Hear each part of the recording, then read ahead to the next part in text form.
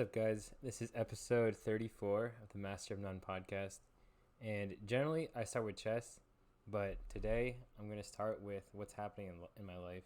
And I just finished reading the Bible, which is really, really crazy. It took about 3 years, 711 journal entries, and about 300 pages of Google Docs. So I definitely missed some days here and there, but I definitely covered a lot of days too, which is pretty crazy. And like the first thing that I wanted to talk about was I've told a couple people this. Just I finished basically on Monday, and now it's Wednesday. Or wow, it's not even Wednesday. It's Tuesday night. I've only told like 5 or 6 people, but the immediate reaction I get from everyone is they're like almost upset. They're like, "Oh my god, but you're such a nice person. Like, I have to be different around you." Blah blah blah, and like I think that's really sad because that says a lot about the impression that people have on Christian people in general, and kind of like I think the feeling that people get when they're around Christians are like these people think they're better than me. These people don't accept my values, so I don't really want to be around them. And like just my reaction of being like, dude, it's okay. Like I'm still super messed up. I'm just trying to be better. Like this is a huge learning process. This is like something that I just wanted to kind of learn from and do. And that I think already by itself opened a lot of doors. Like I'm not trying to convert everyone or for that matter anyone. Like if you want to be Christian, you should be Christian. I really believe in freedom. Um, but the reaction after I said that, like, hey, I'm a flawed person, but I'm trying to be better, was always like genuine curiosity. Like, oh wow, you're actually really easy to talk to, or oh wow, like, what did you learn from it, or like, that's pretty cool. Like someone told me like, nah, dude, you're not Christian, you're Buddhist. Like you're enlightening yourself. You're trying to become a complete person. And basically like this is why I kind of wanted to read the Bible is I am trying to achieve the final form, like becoming a complete person. And I think that means learning everything, learning how to fight, learning how to talk in front of people, stand-up comedy, learning how to play chess, learning about business, learning about finance, like all these things. Like I want to learn and become the highest level of everything that I kind of pursue. Um, and when I come at it from that approach and I tell people like, hey, like Bible wasn't easy. Like there's a lot of hard days. Like I don't think I'm better than anyone. I actually think the opposite from all of this. I'm going to go into the takeaways in a sec. But just having this approach of like, I am a student and I'm not the teacher. Like I think a lot of people, once they consider themselves Christians, they want to teach people everything. They want to tell people everything. They act like they know more than other people, and I think this is a really, really bad takeaway. Like one great example of this is in the Bible. Jesus would wash people's feet, and this is what servants would do. But this person is claiming to be the Son of God coming down here, and he's down here washing people's feet. Like that's kind of the approach and how it should be. It's like a very humbling experience. So anyway, let me talk about kind of the big takeaways that I had just from reading the Bible. The first one I would say, and I think this is really important, and this transitions kind of perfectly from what I was just saying, but really just be kind to everyone, forgive everyone. Like the difference between good and evil is very, very small. Like a lot of times, a good person is just one bad decision away or one bad day away from becoming the most evil person, and vice versa. Like sometimes, like an evil person was a good person, and then just boom, it flipped. Or I keep mixing the move order, but yeah, I mean, it's just like life is not simple. Life is very complicated, and like I have gotten so many second chances, third chances, quadruple chances. I've had help from a lot of people, so that's why I really kind of express and like I'm not gonna like maybe preach is the wrong word, but really just try to be kind to everyone because you don't know what other people are going through. I had a lot of rough, dark days along the way, and I'm still not like finished. Like I'm still learning a lot and trying to strive to be better. But I can definitely say that I've made progress from who I was, and that's why like if you can believe in someone, if you can help someone, you can be that catalyst to help someone go from their dark days to where they're trying to go. So I think it's really important to just encourage everyone. And this is like really ironic. And I don't want to like call out my parents or anything because I mean, they're very good parents for sure. But like, there was a lot of discouragement kind of my whole childhood, kind of my whole growing up of like, you should be better. You're not good enough. Like, Another thing that like my parents never did was admit they were wrong or admit faults, and I really like devalue that in a person. Like I think it's important to just be honest with everyone, tell them the truth. If you mess up, say you mess up. Don't try to paint this picture that you're perfect, because then you lose credibility and you lose trust from other people. Um, so I think by having this kind of flawed like life almost like having made all these mistakes, it's made me more compassionate to other people, and it's also helped me be able to connect with people more, because I come from like this approach like, hey man, I'm learning too, like what do you think about this? I never try to tell people anything, and this is how I want to tie it back to what I was saying before. Like I was never encouraged, and that is why I literally encourage everyone I can, unless it's like something that's really bad or it's like something alarming. And then you don't even tell someone it's alarming. You try to just bring up like, hey, well, I see this and this. Like, what do you think about this? Like, do you think, or what do you think is the outcome if this happens? So I think that's a way better approach than be like, nah, you're wrong. Like, you're a bad person. You're doing this wrong. Like, what's wrong with you? You're messed up. We don't do this. Like, God said this. God said that. That's the stuff I heard as a kid all the time. And like, okay, another thing that I was talking about with my training partner earlier today is like, you got to be specific and tell people why you believe something or why they should do something. If you don't say why, if you just say like because God said so, or because this is what the Bible says, or because of this, once again you lose credibility to your argument, or you lose like trust or like understandability, if that's even a word. So I think it's very important to just support everyone, encourage everyone. I wish someone was there to encourage me more when I was younger, and because I didn't really have that, that's why I'm so big on encouraging people, especially like if they're really trying, if they're trying to do better, then for sure encourage them, because you never know, like that little encouragement can be a spark to make someone go from one direction to the other direction. All right, so that's the kind of the first thing that I want to lead with. Now the next thing that I want to talk about is like don't take things personally or emotionally. Like there were definitely a lot of days I read the Bible, and maybe it was a hard Bible verse, or it felt like I was getting called out, and instead of kind of learning from it, I was more defensive. And this kind of ties in with like, don't keep explaining yourself. Like that is something I have done so long, so often. Like this actually stems back way far back. Like when I played chess, after every game, I would have to have an excuse in my head because whatever I did was never good enough. Like, let's say I won a game, my dad would be like, "Why didn't you win faster?" If I drew a losing game, he said, "Draws are stupid. You need to win. You must win at all costs." And like, you lose a lot of value in this. If you have this mentality that I have to win no matter what, you're gonna lose way more games. And to actually become an international master, a grandmaster, you just can't lose. Like losing is very detrimental to your development and to your results.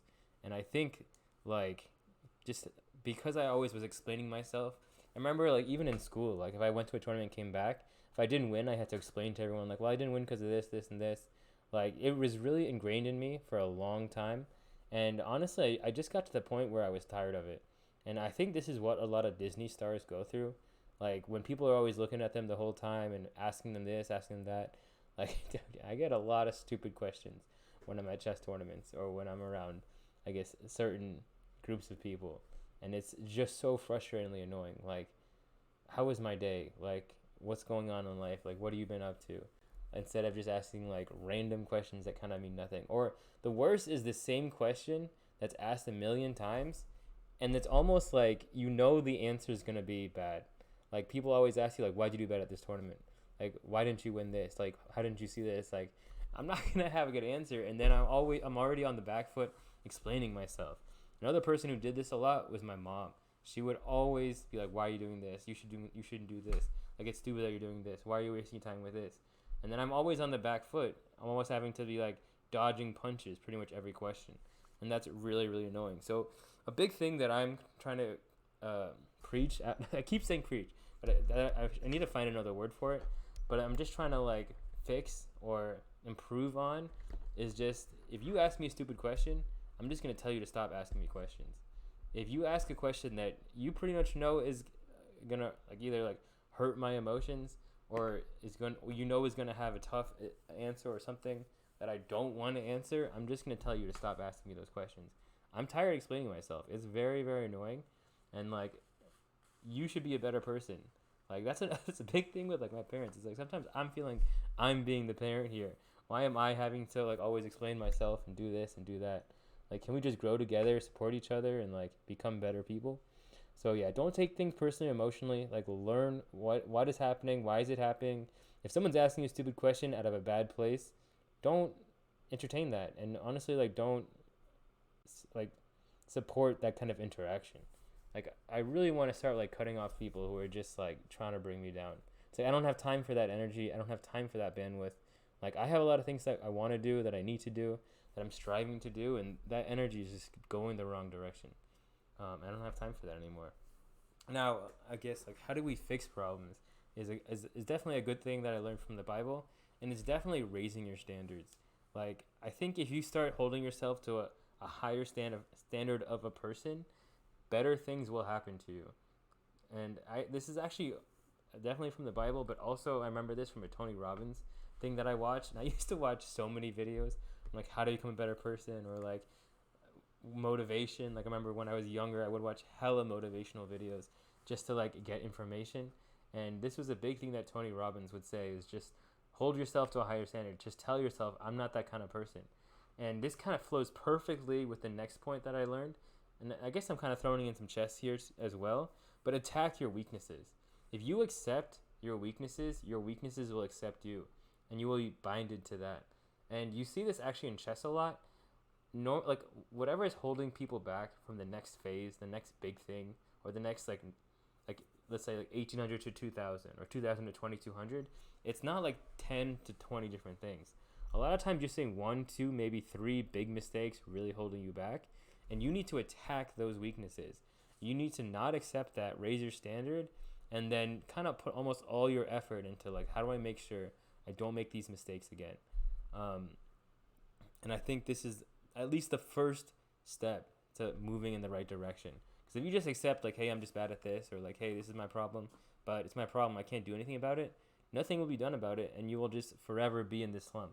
Like, you see people, and as I get older and older, I can see people who like 5 years ago it was the same thing, and now you haven't made any progress. And for me, I definitely like was stuck in certain phases for a very long time. And that is why I think like if you're gonna grow, you need to change something. Like, you don't just, I mean, you definitely keep working, but part of working is developing yourself into a better person, developing better technique, developing better. For example, if end games were your weakness in chess, then get good at end games. Read books on end games. Practice end games. Watch videos of grandmasters playing end games. That is how you get better end games. You don't just keep working on the things you already know, because like a lot of times you'll see like to get to like a competent enough phase, you learn one style, you learn one move, and you just really get really good at it. But then you're gonna get stuck there for a long time because you only know one move. Your opponents know you only know one move. Your opponents know you only have one style that you can go to. And if they get you another style, boom, you're gone. Like right now, like I have made a lot of progress into being a complete chess player. I can play different openings. I can play attacking. I can play defensive. I can play end games. I can play positional. I have a lot of this understanding. And definitely like 7 years ago, I didn't have any of these things, and I had to build them. And it wasn't fast. Like it takes time. And I will actually tie that in at the end of this. Now, next thing I think that is very important is let your actions be proof. Don't just say things. That's, I think, a problem with a lot of Christians. They just say things. They just say what they're supposed to say instead of doing what they're supposed to do. Like, the biggest thing in the Bible that is kind of, and this time I will use the word preach throughout the Bible, is forgiveness. Like, the whole idea of the Bible is God sent his son to die for everyone else. Like, that is a huge act of forgiveness and sacrifice for everyone else. So all the idiots that are out there telling others that they're going to hell, telling others that they're bad people, they're terrible people, they need to fix their lives, otherwise they're going to burn in hell. That is the opposite type of message. I think every once in a while you can kind of tell people like, hey, this is serious. Like, and there are a lot of instances in the Bible where God is saying serious things. But the overall message of the Bible is forgiveness, is giving people second chances. And that is why I think there's a lot of bad reputation with Christians about not being good people. And like, just for me, like, just through this process of learning from my mistakes, of correcting my mistakes, of being honest with people, like, hey, I've made a lot of mistakes. This has, I think, at least like opened a lot of doors of curiosity into like, hey, maybe Christianity isn't some crazy group of people. There are definitely a lot of good Christians out there, and they lead by example. And people who have those people in their lives can tell that because they're Christian, they live different. Because they're Christian, they're good people, encouraging people, support other people. And that is the best way to really show people that this is what I believe in. This is why I believe it. Actually live that life that the Bible preaches, that good pastors support. Like, I'll throw Andy Stanley in here right now, like real quick, but the reason I really like Buckhead Church, the pastor there is phenomenal. I'm actually not a huge fan of Christian music. I think it's very slow. It's kind of boring. I mean, it's hard to go from certain artists to Christian music. Now, I also do have phases where I think Christian music is amazing and it's very impactful. And honestly, sometimes it is good. It's just I have a very wide variety of music, so I choose to listen to certain types of music. Like, and when I was a kid, I actually couldn't listen to any other type of music. I was a sinner if I did, which is kind of ridiculous. Like, love songs were terrible. I can definitely understand some rap songs are way too terrible, but they have catchy beats, which makes it interesting. But anyway, let your actions be proof. And that's basically another huge lesson from the Bible. God sacrificed his son. He gave his son to come here and get crucified. Like one of the worst deaths possible. He could have got drowned. I mean, he couldn't have got shot in the head. He could have got beheaded. Beheaded, honestly, sounds like the way to die. Quick, easy, no problem, no long process. You just think, I'm sure the anticipation of getting your head chopped off is terrible. Now having your throat slit sounds really, really bad compared to getting your head cut off.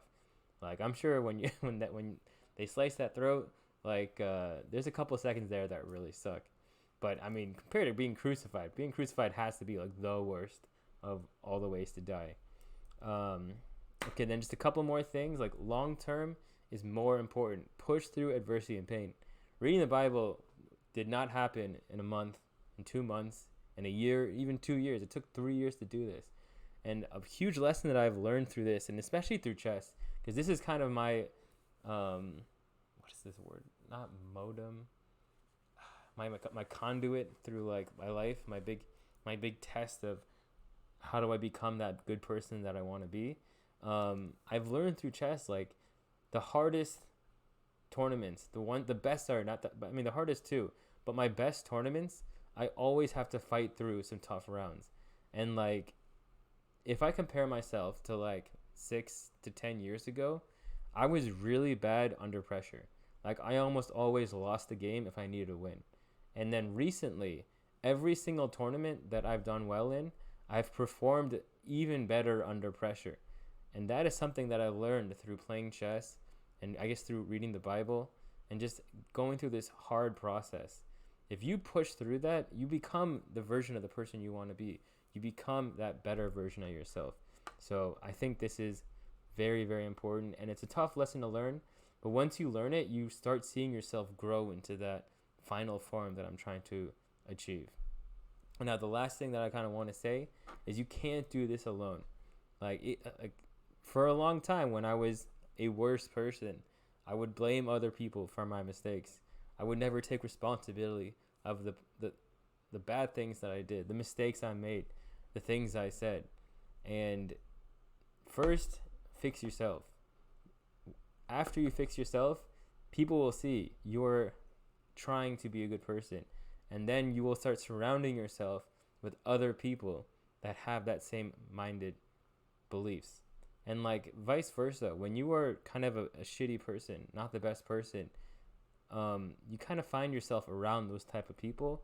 And a lot of times it's not even like they're dragging you down, you're dragging them down. And now you're just getting worse and worse. And then as you start fixing yourself, you start realizing, hey, I don't want to be around these type of people. It's putting me in bad situations.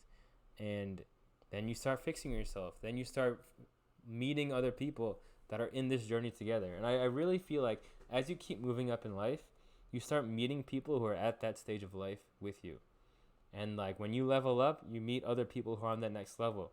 And then you start and then you start growing together. And then you also see, like, when you level up and sometimes other people don't level up, you have to leave them behind. And like, remember, I did preach like, be like, forgive people, don't judge people. But also, like, if our interests don't align, I can only spend so much time with you. We only have so many common interests. I can still support you and encourage you, but we're not going to find ourselves in the same situations as we were before. So that is kind of my summary of what I learned from the Bible. I think the way I want to tie or kind of wrap it up is, this is a prayer that I have said before games. I don't even remember when I exactly wrote this. It was way back when I was a depressed little boy. But I wrote this prayer just kind of inspired, just kind of in the moment. And I've said it pretty much before every game, during games. And this is the way it goes. And I think at some point I'm going to get this tattooed on my back when I deserve it. So it goes like this. I thank God for every mistake I have made, for every beating I will take. Through this, a warrior God will make. To be this man one day, I need to be that man today. Otherwise, tomorrow will always be yesterday. The only battle I must win is the battle against self and sin. To love others, I must first love within. Fight for those who can't, speak for those who won't, and give love to those who don't. Fame, looks, and money will go, so every action and decision must show the life I want people to know. So when I lie there in my last day, to my God I will prepare to say, it was worth every price I had to pay. So I say this before games, during games, just kind of like all the time, and it sums up a lot of the big things that I learned through this kind of journey. And I guess the last thing I can say about this is, where does the journey go from here? I don't know. I think, and actually I'm going to add this down, but knowledge is power. And that's why I really believe in reading. Like, even with chess recently, I've been reading more books. And now I want to start reading more books that are not just chess, not just the Bible, but about becoming a better version of yourself. Things that will teach me. Because knowledge is power, and the only way to get knowledge is by reading the work and the wisdom of other people. So the last thing I'm going to say is, knowledge is power. Read more. All right, so that's the life section of this podcast. Next, I will get into the normal chess, which honestly has been really great, very nice. So a lot of cool things to talk about there. All right, so the next part that I want to talk about is chess. So what have I been doing with chess after winning the state championship? Honestly, it's been amazing. I've been training with the person I played round 4, this guy Richard Francisco, very strong chess player, very knowledgeable chess player. This guy literally like knows everything about openings, about famous games, about model games. Like, he really likes to learn and read. He's basically, I think, in his mid 30s, maybe late 30s. And he's, on top of everything, he's hilarious. He's like a very funny guy. Like, it's self-deprecating humor, but he knows he's good. So it's like very humble humor, which is, I guess, makes our styles match very well. He loves to attack. He loves to play sharp openings. He likes to play like a man. That's the way I would say. And that's exactly how I like to play. And I've spent the last kind of 5-10 years learning how to play as a defensive positional player. And now I get to basically go back to my roots and learn how to really knock people out, which is also something that gets me super excited.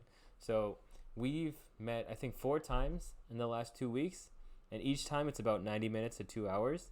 And the first week we did a lot of like, I wouldn't even say a lot, but we did a lot of like just tough puzzles about like opening your mind, about seeing moves that look ridiculous but are actually moves, actually winning moves.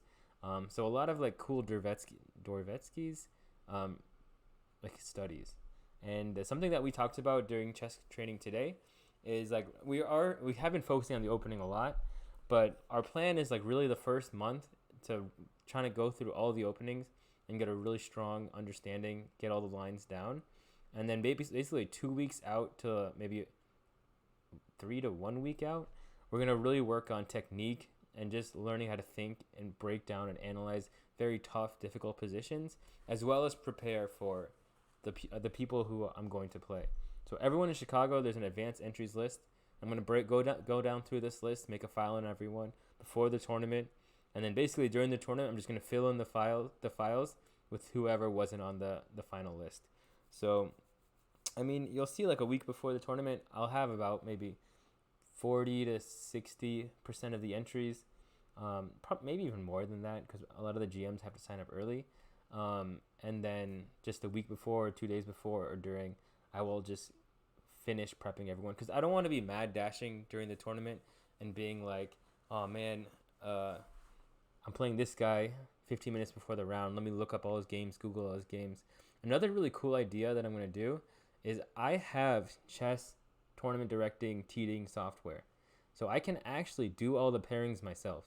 I can basically copy the first round, put in all the results, and then just pair it myself and follow what the computer says it should do. And they probably use Swiss system and they have FIDE kind of tournament directing software or rules, but it should be pretty close to the same pairings.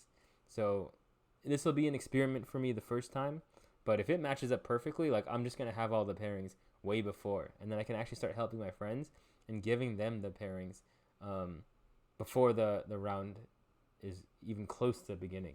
Because basically, like, by the end of the night, you know all the results of the tournament games from that round. But they only release the pairings 30 minutes or maybe an hour before the game the next day. That would give me a whole 12-hour window of knowing the pairings before they actually happen. And as long as it matches up at least close, I feel like that's another huge edge that I can have. I can already have files on everyone, and I can already have the pairings before everyone. So I have way more time to prepare. So this would be a cool experiment. I mean, if the software doesn't match up, okay, I'll still have files on at least 70 to 80% of the participants, which would give me a good advantage. So those are things that I'm going to do far out versus close to the tournament. Now, the other thing that we're definitely doing is breaking down openings and going through just a bunch of things. And it's a lot of work for sure. And that's why, like, even 4 hours a week, I don't know if that's enough right now. I'm probably going to have to ramp it up. Right now, there's a lot of things up in the air not up in the air, but that I have to do with the East Atlanta tournament coming up and tournaments Tuesdays, Wednesdays. So I really need to get that under wraps so that I can focus on training for myself and for the very, very big summer that I have planned. So just looking from the white side, the black side, coming up with multiple openings. I mean, this guy has literally a library of books, and he's been giving me like a different book every day. So I have a bunch of material to go through, and that's why I can't be wasting time. Friday, Saturday night, I really can't be like goofing off because there's a lot of work to do. And like, this is actually the first week that I've woken up early just because I have to. Like, not even go to the gym. I'm waking up early because I have a lot of things that I have to accomplish each day. And the only way to do that is to wake up early.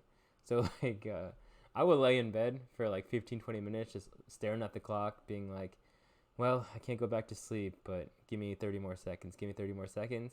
But there's also so much work to do that I have to get out of bed, which is kind of a cool thing. For the first time in my life, I have like a purpose to get out of bed. It's not get to read the Bible. It's literally to just train chess and get more stuff done. So that's really cool. I definitely recommend to everyone, find good training partners. It is such a cool resource. And like, he says like he would only study chess if he has someone to study with. And like, it definitely kind of goes both ways, where like I'm super excited to study chess because I have a fun training partner to study with. Another thing that I'm going to say, like, as we're doing this opening exploration and going through everything, like, training games are going to really ramp up in the next couple of weeks, because that's basically how we're going to learn all these variations. I have to have games in them. We can't just study and make files and take notes for like the only way to learn. The biggest part about learning is just playing a bunch of games. And he's a really strong chess player, and like, he loves to attack. So it's going to work my defense, and if I can attack him, if I can beat him to the punch, then I can attack anyone. So this is like, I mean, this is basically like what I've been waiting for my whole life. And it's really cool that it kind of all lines up with like literally everything in my life right now is starting to come together. I'm just learning to go for it. Like, stop holding back, stop being lukewarm. Like, now that I'm a killer, now that I have ice in my veins, that I'm ready to really go for the win, and I have a good training partner to spur me on, like, definitely with my big ambitions and my big goals this summer, I 100% believe that they can be obtained. So that's basically all the big stuff from chess this week. Just as a training aspect, definitely been hitting chess training a lot too, just like the daily 10 puzzles, 2 puzzle storm, 3 games. I think that's okay. Last thing I'll say with chess, and this is kind of sound a little bit arrogant, a little bit of like bougie, but I am not playing low level chess. Like if I go to a chess club, I'm not playing any blitz game. I'll play like one, maybe two. If I'm at a tournament that I'm hosting and someone wants to play blitz with me, I will say no, unless there's some big kind of idea. Like today, for example, we were doing there was a good friend of mine like plays the Dutch a lot, and he's been having a tough time with it. So for him, like I played a couple games in the Dutch just to like give him a look, show him what you could try to do as black, but also like how you can play against it with black. So that's like a more specific reason to play, but just for fun, just to like throw pieces around, I don't do that stuff no more.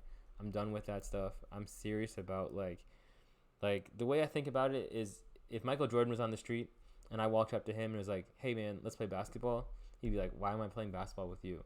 So same thing with chess. Like if some random person comes to me and is like, "Hey man, you want to play chess? Like I heard you were good. I heard you're state champion. Want to play a game of chess?" I'd be like, "Nah, I'm saving my chess for the professionals, for the serious moments, and for chess training. Like when I train, I train.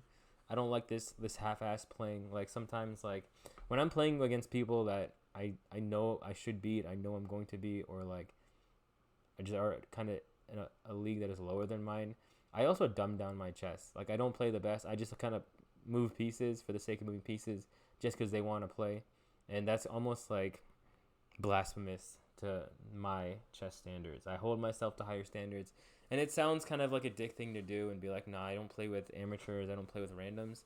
But this is what the professionals do.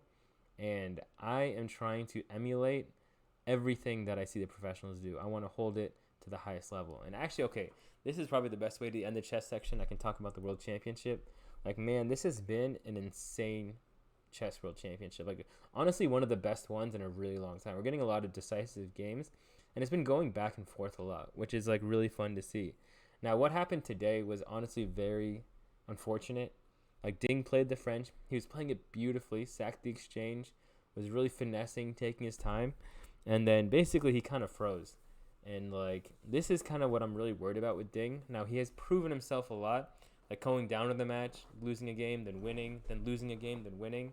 And we're getting a lot of decisive results, which is a lot of fun. But now the pressure is really amping up because both people know that they can beat each other. So every game they're playing for the win. And when that happens, like you know that you have to perform. And you know that once you go down, if you lose another one, it's really hard to come back. So this has been a really fun match psychologically, competitively, and as someone spectating from the outside, like I definitely feel like I'm learning a lot and absorbing a lot, and we're just really having a fun time watching this. And hopefully, after the end of all this, Magnus Carlsen can come back and play, and we can really see just the greatest of all time play some more chess. So that is how I'm going to wrap up the chess section. Next, we will get into business. All right, so next I want to talk about the business section of just running tournaments and the East Atlanta Championship. So we had our first, like, I'm not going to say like really good Wednesday, but pretty good Wednesday, where we filled out both sections. There's definitely a decent amount of people. We have our regulars. We have our people that are happy to be there and excited to be there this week. So that was really cool to see. And it's definitely kind of funneling in to like the big tournament that we have this Saturday. We've already had about 36, 37 entries. Last time I think we got 40 or 38. And that was like really cool. Like, oh my God, there's this many people. And we're still about 4 days out. And you see, I would say like maybe 10 to 20 people sign up in the last 3 or 4 days. So my goal at least is to get 60. I think 60 would be super dope. Be a super good turnout. And honestly, like one of the biggest tournaments in Atlanta already. And it's only going to get bigger and bigger. And that's just awesome to see. Like, I never thought it would be this big this fast in 2 tournaments. But I mean, once again, this is kind of like what goes with reading the Bible and kind of my chess career.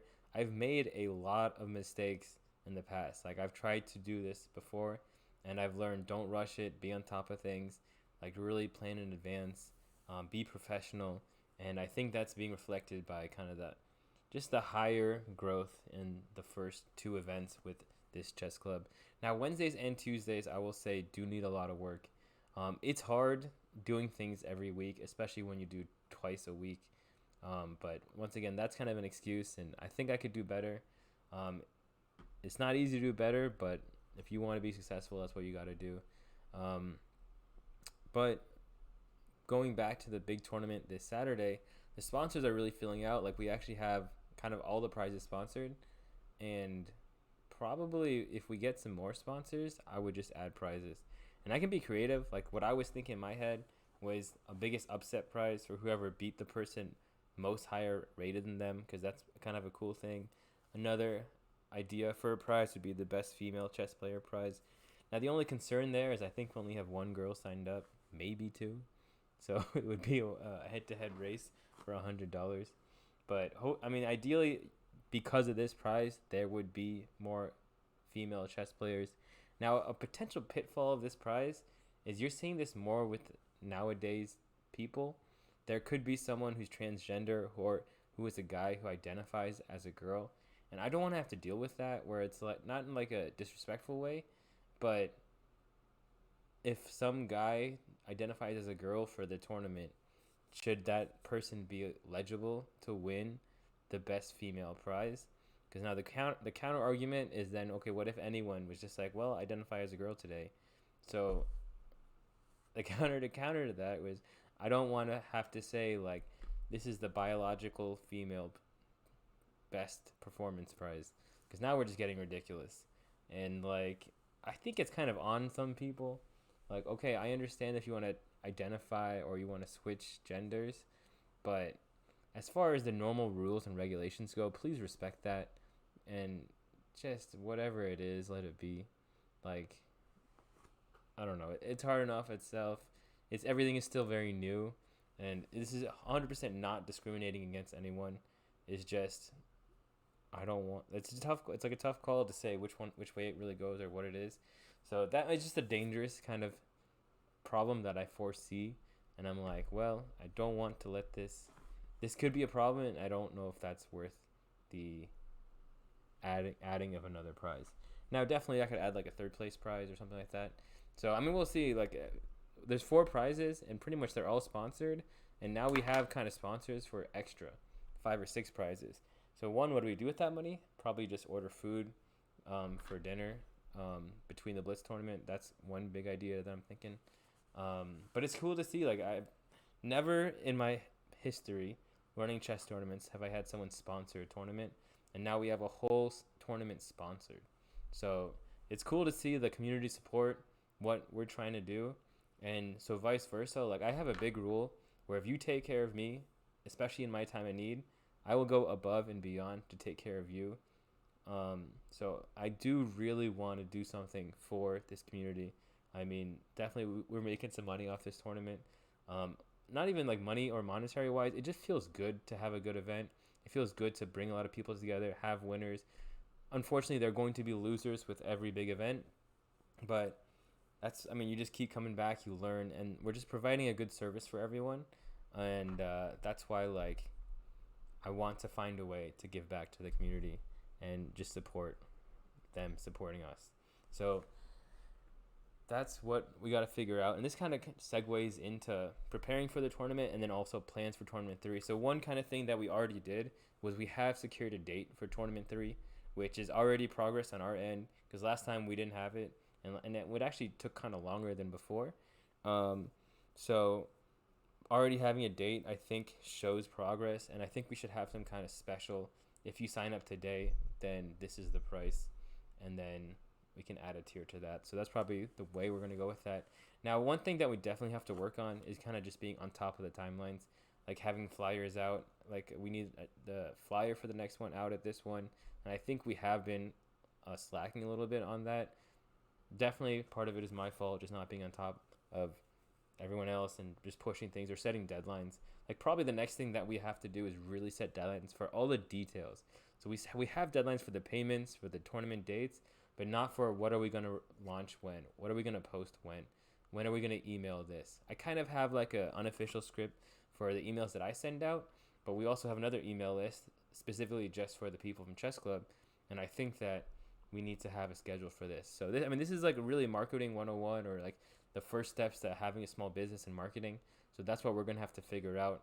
Also next, we're going to have to figure out with these sponsors, what can we make happen for the next one? Because definitely with all these sponsors, I think we want to increase the prize fund. and hopefully that will increase other people. Now, another thing that we have to think about is, are we going to add a section because we have people sponsoring and we can have more prizes? So these are things that we probably have to line up before the next one. What else are we going to do? Definitely, so yeah, grow the tournament, have dates, and probably like grow the event. We can now have 2-day tournaments. Eventually the goal is going to be to have 5-day events where you can get norms. Now that's definitely not one tournament or 2 tournaments out, but by the end of the year it would be very, very cool. Also, it would be astronomically impressive for us to go from having Saturday tournaments to having a norm tournament or like a big enough tournament at the end of the year. But if we just keep doing what we're doing 1 month at a time, by the end of October, November, December, especially December, we can have a real big, proper holiday tournament where Atlanta could actually get on the map for what it can do. Now, a couple other things that we're definitely trying to add is developing a website and making an actual company. Right now, we're kind of just doing it through EAV, through all this kind of stuff. But making a company name, making a website for it, filing taxes and everything, speaking of, that's the season, would be the next goal. And I mean, it's still baby phase, but it's cool that we've gotten here so fast, and that these are actually questions we're having before the second tournament we ever run. And then, like, if Wednesdays really pick off, if Saturdays becomes a 2-day thing, or maybe we can do Saturday tournament, Sunday Scholastic. Now we're really talking about growing this into like the what's happening in Charlotte. And now I wish Charlotte was like on the West Coast. It wasn't like a direct like, well, there's 2 states next to each other running this big thing. Like, it's not, and I don't even think it's competition, but at some point, like, I do see that becoming a potential issue. Like, we got to set our dates in advance. And another thing, there is another chess center in Roswell, and they've kind of been passive about kind of doing their thing, but they do have this big corporate backing, this big company that's behind all of this, whereas we're kind of just like some chess players putting our brains together and our minds together to really make something happen. So, I mean, just really cool things to be talking about before your second tournament, before your second major tournament. By major tournament, it's not even a major tournament, it's just a Saturday tournament. Major tournament would be Saturday and Sunday, where now you're getting hotels involved and everything else. And maybe a rapid tournament on Sunday. That would be cool too, because then you don't lose rating, but you still get reps. And we could have big prizes. People could fly in for one day, stuff like that. That was an idea I had way back when I was a young Georgia Tech student, thinking about what do I do with chess tournaments. But this will be hashed out, and just like you want to attack your weaknesses, you want to keep growing, and that is what we are going to try to do between tournaments. Add value to each tournament. Oh, and actually, let me add this too. Adding values to sponsors. So not only are sponsors going to be sponsoring prizes and helping with the prize fund, but I want to start marketing whoever is sponsoring us. My idea is on the score sheets, I can have all the logos. Right now, there's about 3 or 4 logos. I can also put I'm gonna have 2 trifolds next to the pairing sheet and next to the tournament director table of just all the sponsors, what they do, how to get in contact with them. If you want to sponsor a prize, you can. So that's going to be some really cool things, just to add value to, remember, if you take care of us, we're going to take care of you. So this doesn't just go to the community. I want to do this to the sponsors as well. They are helping us have more successful events. So I want to help their business become more successful. We actually do have one anonymous sponsor, which is very interesting. And he's actually sponsoring one of the bigger prizes. So that's actually really cool. Along the way of running the business and doing things, you just meet a lot of good people. And this kind of relates back to as you grow and level up, you will meet people who are on that next level. And that is what we're seeing by running this business. We are meeting people who are on that next level and have the means to do this, have the means to help, and also are just super interesting people. People that I just really enjoy talking to and learning from. And that's another huge thing about leveling up. You meet people who you can learn so much from, and that's something that I am super grateful and thankful of, and that I'm definitely seeing. Last thing that I want to say for the business section is there is a new Checkmate Mondays. It's a good friend of mine, Seth. He's running events. So definitely, if you're free on Monday, it used to be at the English Barber. It's at a new place. Just follow Seth on Instagram or on Facebook. You can find Atlanta Chess Mess. I'm sure it'll be posted there. But there's a new place on Mondays. Definitely go support it. I'll definitely be there the first time. Please don't ask me a million questions if I'm there. But my friend's running something. I will be there to support him and support whatever he's doing. Not every week, but definitely for the big moments. So yeah, that's how I'm going to close business, and then we're going to get to students, and then stand-up and martial arts will be pretty quick at the end. All right, so now I'm going to talk about just things I've been seeing with my students this past week. The first one is like I've had a couple new students, and because I've been approaching it the right way in the beginning, it's been getting very serious, dedicated students. For example, if someone asks me, hey, do you want chess lessons? I tell them, are you okay with training minimum 3 times a week, doing this, this, and this? And if you don't do this, then we're not having lessons. And if people say yes, then I'm only getting students who are serious about getting better. And that is exactly what I want. It's good for business. It makes me look good. It makes my students look good, because these are the guys who are going to go play and win and do well. Or like, let's say they do bad. Next tournament, they're going to do way better because they're learning week to week. And then it shows, like, if people are making progress, people are like, how did you get so good so fast? Like, what are you doing? And then they can say, like, hey, I have a coach who's forcing them, not saying forcing, but requiring them to work hard and to train and to improve.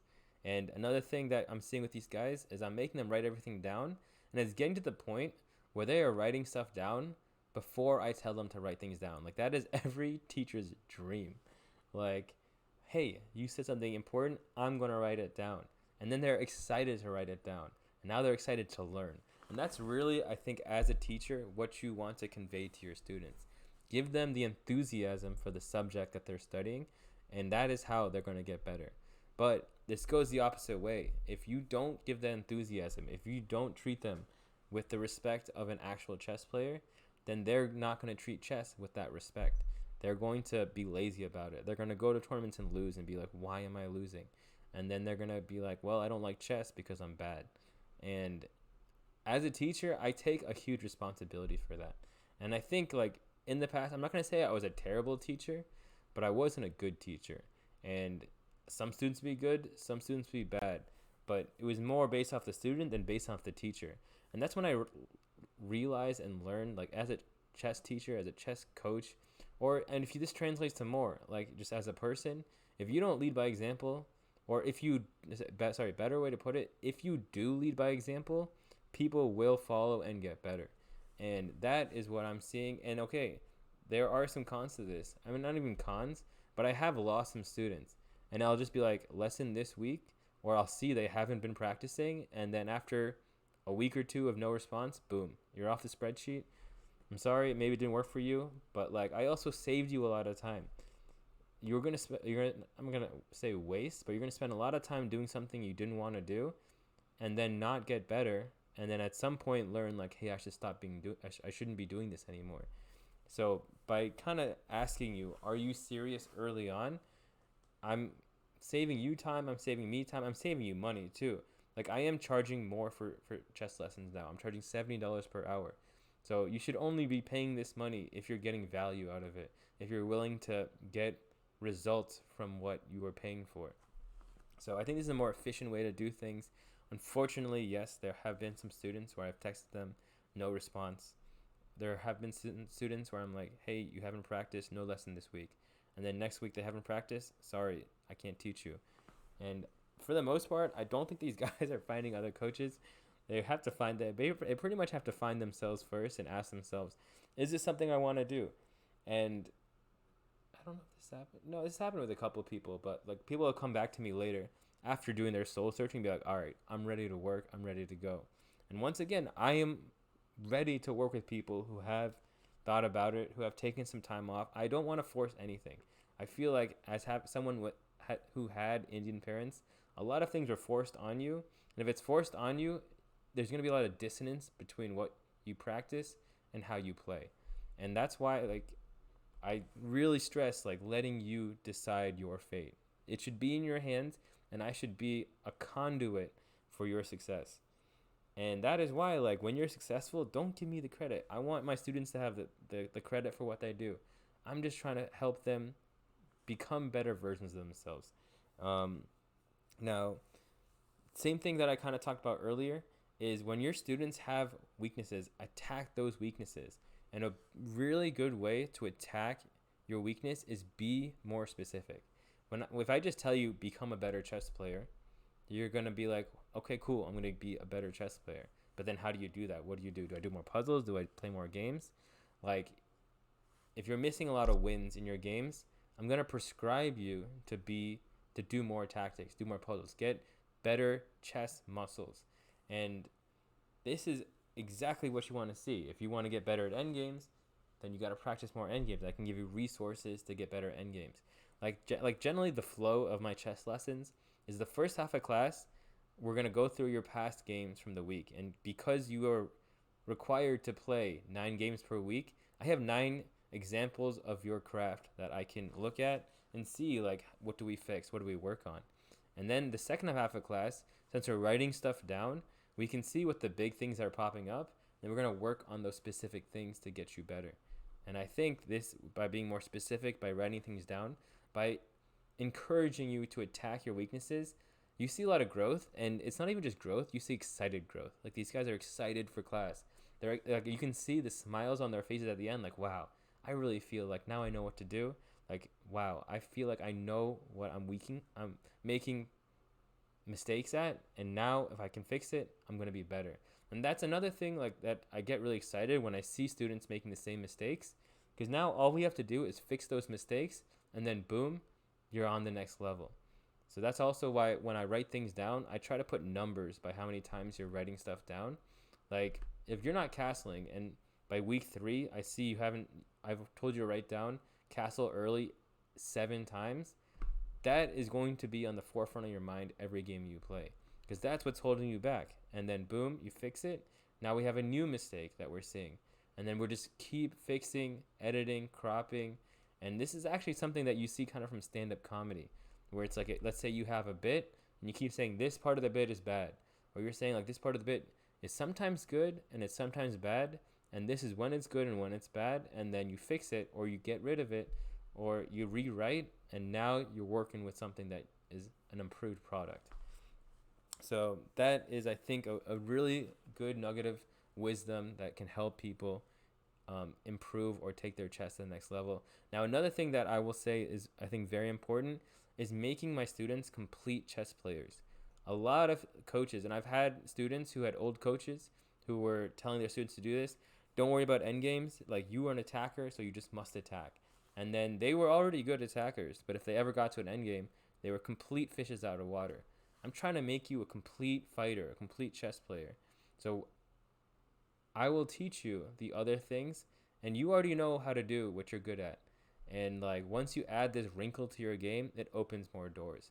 Now, the other thing that's really good about endgames and teaching endgames is it teaches you good chess fundamentals. And like, ironically, this is my weakness. When I was a kid, even to like my 20s, I only had one way to win, and that was by checkmating my opponent. And if I didn't get that, then I would pretty much guarantee to lose every game. So I learned to fix my mistakes, and now I can help others fix their mistakes, which I think is a very cool skill. And now you can choose, do I want to go to the end game? And another thing that's really important about the end game, and a reason why I teach it so much, is end games almost always have the lowest variance, and your opponents have the lowest skill level in them. So if I can help you fix this weakness, you can make your weakness your strength. Like, if you're under attack, you can opt to go to the end game, take away your opponent's path to victory, and now you actually equalize, and then you have winning chances. So I think this is another important skill that everyone should have, and is definitely very underrated. Now, the next thing I want to talk about is a problem that I've had for a long time, and I've learned that if you can see the problem coming, you should try to avoid it. And my problem that I've seen a lot is, especially like Sunday morning or Saturday morning, I've had lessons at like 9 a.m., 10 a.m. And this is a little bit more manageable if it's an online lesson. But if it's in person and I have to drive like 40 minutes to this person's house at 9 a.m. on a Sunday morning, it's just not going to happen. And I did it for the last time this weekend, and I knew it was gonna happen. I knew it was I was putting myself in a bad situation, and I even woke up. I think I had a lesson at 9:30, and I woke up at like 8:30. So I could have still made it, but I am just not prepared to move my body or make any intelligible decision before or that early in the day. And probably as I get older and better, like I have woken up early almost every day this week. Now it is Tuesday, so I've only woken up early once, but this is already a good week for me.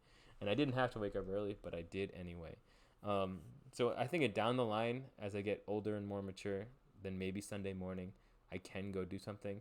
But another thing, if I have a friend in town and we're gonna go hang out or do something Saturday night, then it's just so pointless to have a lesson Sunday morning at 9:30 a.m. I've seen this happen before a million times. So now I just have a rule: no lessons before 12 on the weekends.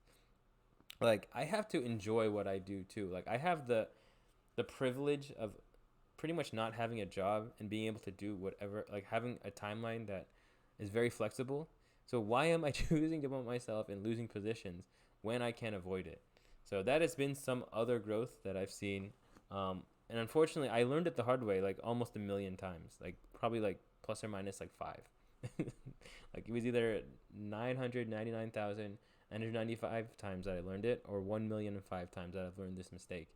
So now that I know this, I can avoid it. And for the last time, I swear to God, like I saw it coming, and now I will not make this mistake again and have a lesson before 12, 11:30 maybe, but I'm gonna give myself a fighting chance. Like 9 a.m. is ridiculous.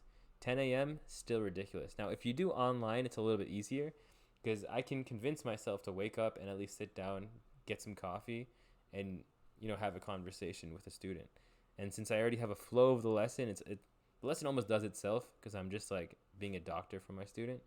But if I have to drive 40 minutes in the morning, wake up at 8, shower, and go, it's just not going to happen. Like, what? Don't do that to yourself. Why am I torturing myself? Okay, so now the last thing I wanted to talk about, and something that's honestly been another really cool thing about teaching my students, is letting my students make decisions and letting my students know they have to earn decisions. Like, there are some decisions, like, they have to choose between variations, and it's not a big deal. And I'm literally like, all right, so these are your options. Which one do you want to choose? And pretty much no one has been like, and this is actually kind of ridiculous because you would think most students would be like, you just choose for me. But pretty much no one has said that. Everyone had been like, well, these are 2 or 3 options. I want to do this one, and this is why. And as long as you ask them why, have them explain themselves, boom. It's your life. You're the one who plays chess. You go do it. Now, there are certain other decisions where it's like, if you just start and play chess and you want to play the Sicilian, the Najdorf, you want to play some super sharp line, especially something that I don't have as much understanding teaching, why are you doing this? You're not good enough at chess to, like, basically the first from 0 to maybe 1,000 or 0 to 1,400, you're just learning how to use words is like the analogy that you can use. Once you're 1,400, you can talk chess, and then you can start making decisions and learning. But I have this student, and it's really like ironic because this goes with the no lessons before 12. I used to teach this guy, and he recommended this other guy, and this other guy has the same problem this kid had. He was like, well, I really want to play Najdorf, and like this is what I want to do, but there was never a reason for why. And basically every time he played the Najdorf, they would either checkmate him, or sometimes he would checkmate. But it was very high variance chess, and eventually he lost interest and he stopped playing. And now he has a friend that is doing the same exact thing. And next lesson, I'm going to say, like, until you get 1,400, or at least until you get 1,000, you play a couple tournaments. This is what you play. This is going to be easy. This is simple. This is what I've taught. This will get you to a level of competence where you can start making that decision. Now, this other kid was about 1,700, so he would have been at the threshold to start making his own decisions. But the other thing that I would do differently now is, if you want to play an opening that I haven't actually played, then you have to go buy a book and read it. You have to go buy a book and start studying it, and then show me what you learned. Because if you don't study it, then you're going to go to war, and of course you're going to lose your battle against someone else who has bought a book, or someone else who has a coach who has played this variation for years and knows it very well. So definitely, like, treating your students like adults, like grown-ups or like professionals is the way to go. So finding that balance between letting them make decisions or it's a decision that they're not ready to make yet is, I think, also equally important. In general, let them decide, but I think there is a level of competence that you must achieve before you can start making these big decisions. And until then, just trust me, I've been doing this for a long time now. All right, so that's gonna wrap up the student section. So we'll probably do stand up and martial arts, like kind of like back to back and together, because there's not too much, but there is some cool stuff that I want to talk about. All right, so let me go ahead and do the last section of the podcast. So stand up, just assembling stats and writing every day.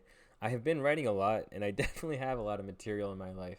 Like I told one of the people I told that I read the Bible was like, dude, that's gold stand-up material. And I was like, I don't know if that was what I was going for when reading the Bible to get stand-up comedy material, but okay, I guess.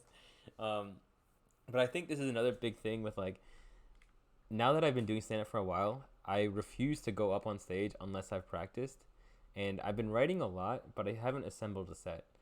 And I mean, even now, it's 2 a.m. and I haven't had a break. I've been doing stuff all day.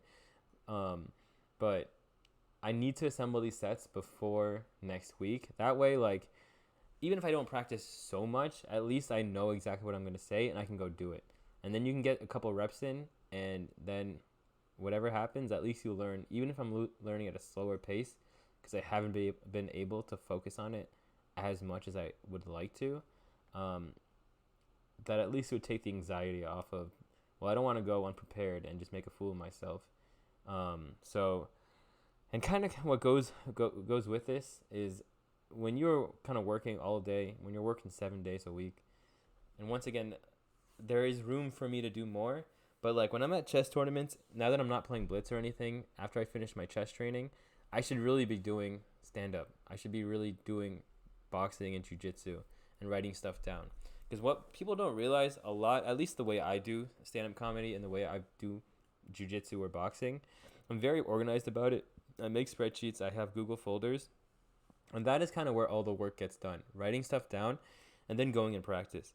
And with martial arts, I have been writing more stuff down, and I have been keeping myself in shape. I've been doing, based on my own, hella cardio maybe is too much, but I have been running basically 20 to 40 minutes every day, and kind of just having that be my standard. Like every day, I'm going to do this much no matter what. I will find time, which also makes it hard when you're busy, because, dude, 40 minutes of cardio is basically a whole hour gone in a very short work day.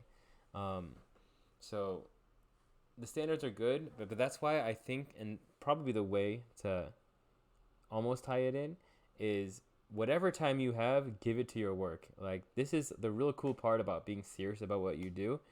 Now, like, I'm so serious about what I do, I'm always kind of doing it because I love what I do and I love the opportunity that I have to do this. So I don't want to waste it. And I am getting older. I know some people, I tell them I'm 28 and they're like, you're just a kid. Some people I tell them 28 and they're like, you look so much younger than that. But I really want to make a run. Like, of course, GM by the end of the summer. But after that, like stand-up, business, boxing, I want to have a couple fights. So if I'm going to make that happen, like, this is really go time right now. Which makes having a girlfriend really hard. But it's a whole different conversation that eventually I'm going to have to get to. But yeah, making the most of all the time you have and just really just chasing knowledge. I think that's kind of the best way to wrap up this podcast. Let me talk real quick about the boxing stuff. I have a student that I'm teaching him chess and boxing, but even like me and his mom joked about like he only wants to learn boxing, and I'm like, all right, fine, like at least do what I require for chess, and then I'll teach you boxing serious. And honestly it's been a lot of fun. I've had him write down combinations. We've been working on it. You can tell how happy he is by the smile he has after. He's like so excited. He's like, I call him dude. He says dude. So it's a cool experience teaching someone boxing for their first time, and I take it kind of serious in the way that I'm actually writing stuff down. I'm doing it the same way I teach chess, and I can see the enthusiasm reflected. And I could be a bad boxing coach, but now that I've kind of like, I'm not gonna say master teaching chess, but I've taken teaching chess to a higher level. Now I have this standard for teaching boxing or teaching other things. And maybe at some point I'll start teaching this guy jiu-jitsu. Now, shout out to MMA Shredded, a great YouTube channel. and then another YouTube channel, Dynamic Striking, and I only saw one video. It was by Trevor Whitman and Justin Gaethje, who I have so much respect for Trevor Whitman as a coach.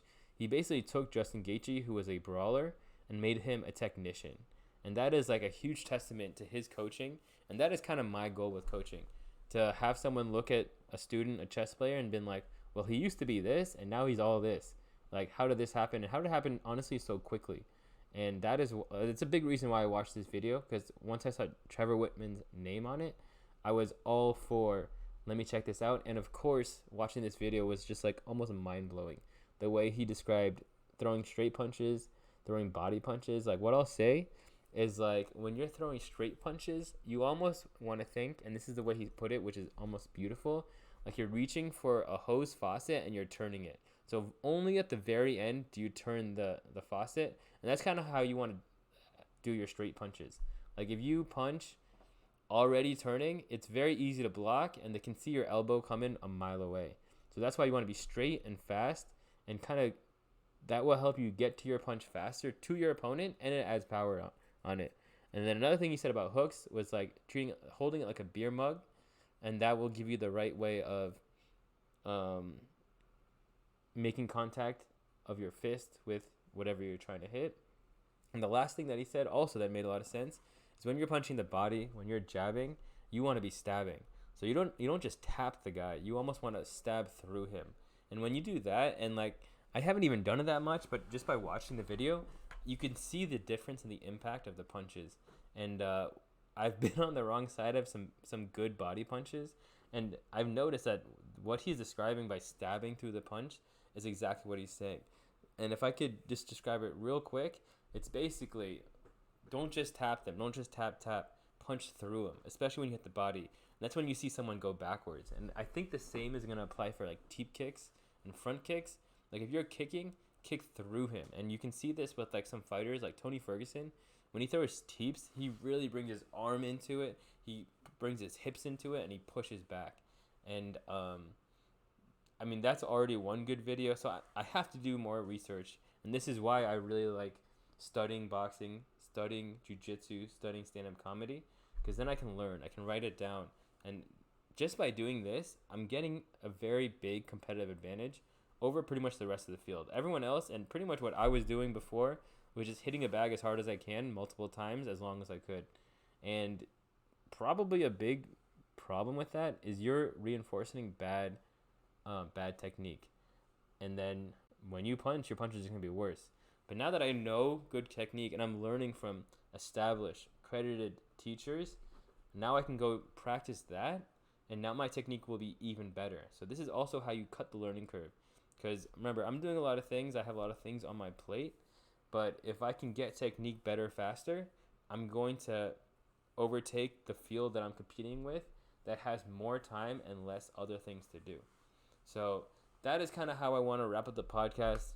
Just like, definitely a really cool week in my life, having finished the Bible, having got a new tattoo that is going to be very hard to hide. And that's kind of the whole idea of getting this new tattoo. I'm tired of having to be someone else, of having to explain myself, of having to actually the best way to put it is being lukewarm, of being like, well, I kind of do this, I kind of do that. Now I'm basically accepting that this is what I do, this is what I'm going to be good at, and I'm going to let people know, like, I'm not going to explain myself, this is what I do, and if you ask me stupid questions, I'm going to just not respond to them. So I think that's how people should live their life. Treat everyone nice, surround yourself with good people, forgive people, and do long term, man. Like, life is long, but life is very rewarding. And as you live life better and better, as you become better and better, you enjoy life more and more. The people around you enjoy life more and more. And people see that you enjoy life more and more and want to be around you. Like, I've definitely had a lot of people who just want to hang out nowadays. Who are hitting me up for this, hit me up for that, just trying to talk. And I really think they can see that as I'm raising my standards, becoming a better person, I am the kind of person that they want to surround themselves with. So that is how I'm going to end the podcast today. Really cool podcast. Honestly, a lot of really awesome things that I talked about, and I hope you all enjoy it. I hope you guys were entertained. And if you guys have any questions, if you guys ever want to reach out to me, if you ever want advice that maybe I've gone through, you can just hit me up on Instagram at DAARON.3. You can always email me at, and I think this is all there in the podcast information. But yeah, reach out to me. I'm an open book. I love to discuss things, break things down, be specific. And apart from that, I will see y'all later. Peace.